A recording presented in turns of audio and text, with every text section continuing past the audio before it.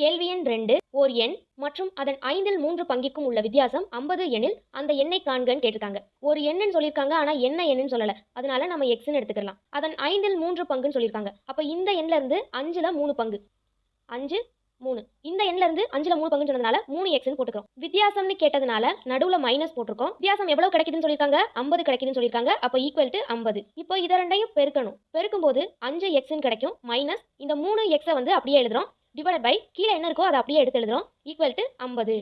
இப்போ 5xல இருந்து 3x கழிச்சோம் அப்படின்னா 2xன்னு கிடைக்கும். டிவைடட் பை 5 ஈக்குவல் டு இந்த 50ங்கிறது அப்படியே இருக்கு. 2x அப்படியே வச்சுக்கிறோம். ஈக்குவல் டு 50 அப்படியே இருக்கு. இந்த 5ங்கிறது வகுத்தல்ல இருக்கு. ஈக்குவல் டு இந்த பக்கம் போகும்போது பெருக்கலா மாறும். இந்த 2x வந்து அப்படியே இருக்கு. 50 × 5 250ன்னு வரும். இந்த x வந்து அப்படியே எழுதுறோம். ஈக்குவல் டு இந்த 250 பெருக்கல்ல உள்ள 2 வந்து ஈக்குவல் டு இந்த பக்கம் போகும்போது வகுத்தலா மாறும். அப்ப பை 2ன்னு எழுதுவோம். அப்ப x ஓட வேல்யூ என்னது?